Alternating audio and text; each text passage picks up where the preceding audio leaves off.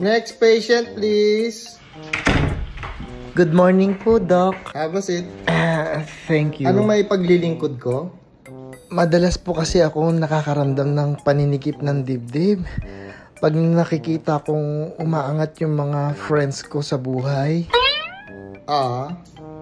What else?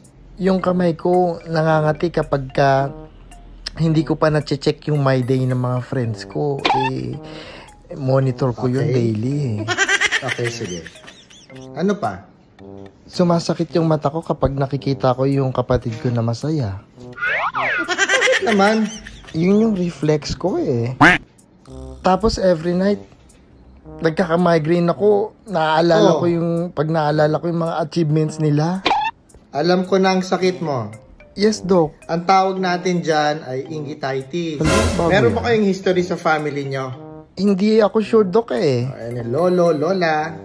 So far, wala naman. Kasi hereditary yan eh. Ay, ganun? Madalas nagmamanifest yan sa mga anak-anak.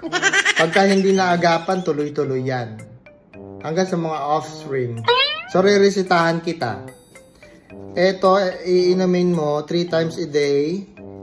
Every after meal.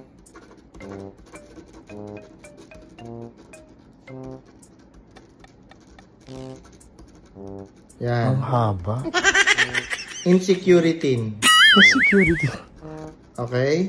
Kailangan may laman ng tiyan ha. Yes, Doc. Tandaan mo kasi mananakit na naman yung tiyan mo. Sige, Doc. Tapos, anti-prebiotic. May ganun yung gamot. 10 times a day. 10 times a day, Doc? Kahit walang laman ng tiyan, pwede mo itong inumin.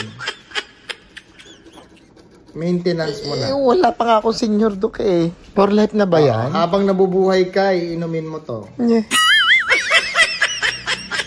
Damutin mo agad yan, ha?